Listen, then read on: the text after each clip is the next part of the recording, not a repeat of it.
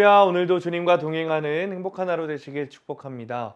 오늘 큐티 본문은 데살로니가전서 4장 9절에서 18절 말씀입니다. 오늘 큐티는 사랑과 소망이라는 제목으로 재림과 부활에 관한 묵상입니다.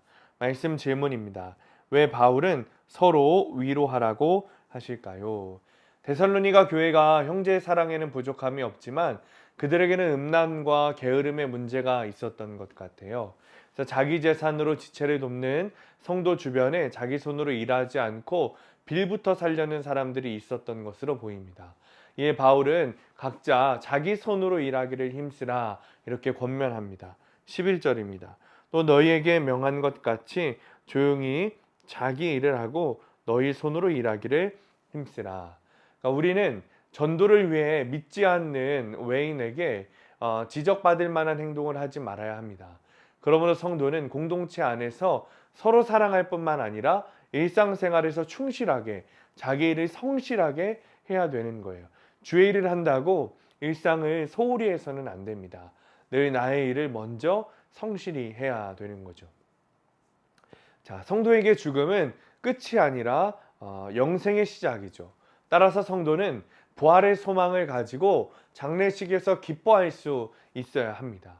하지만 결국 썩어질 이 세상에서 육적으로 누리고 싶은 욕심이 커지면 커질수록 부활의 소망은 작아지게 돼 있어요. 부활의 소망이 없어지면 죽음이 두렵게 되고 이 세상에서 누릴 수 있는 것들에 대해 계속 집착하죠. 눈에 보이는 것이 세상에 집착하는 사람은 결국 오늘을 낭비하며 살게 돼요. 하지만 부활의 소망을 가진 성도는 걱정하지 않고 오늘 하루를 귀하게 여기며 살게 되는 거죠.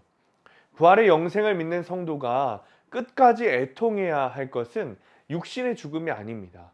구원받지 못한 내 인생이에요. 내 삶이죠. 15절입니다. 우리가 주의 말씀으로 너희에게 이것을 말하노니 주께서 강림하실 때까지 우리 살아남아 있는 자도 자는 자보다 결코 앞서지 못하리라. 그래서 우리는 시한부 인생을 선고받고 투병 중인 가족들에게 괜찮아질 거예요 라고 위로하기보다 예수님 믿으면 죽어도 다시 삽니다. 부활합니다. 라고 위로해야 합니다. 예수 안에서 서로 위로할 것은 죽지 않고 병이 낫는다는 것이 아니라 죽어도 영원히 산다는 거예요. 이런 말로 서로 위로하는 공동체에 속해 있어야 우리가 부활의 소망으로 나그네 인생을 살아갈 수 있는 것이죠. 적용 질문입니다. 주의 일에 힘쓰다고 하면서 오늘 내가 해야 할 일상의 일을 소홀히 하지는 않습니까? 힘든 일을 겪는 지체를 육적인 말과 영적인 말 중 어떤 말로 위로합니까? 자, 오늘의 원포인트입니다. 구원을 위해 애통해야 합니다. 바울은 서로가 위로해야 한다고 말해요. 그러나 육적인 말로 위로하는 게 아니라 영적인 말로 위로해야 되는 거예요. 이렇게 영적인 위로를 할 수 있는 사람은 일상에서 충실하게 생활하는 사람입니다. 늘 나의 일상에서 충실히 살아가면서 구원을 귀하게 여기는 사람이 애통해 할 수 있어요. 오늘도 나의 영혼을 위해, 가족의 영혼을 위해 애통해야 하며 적용하는 하루 되시기를 축복합니다.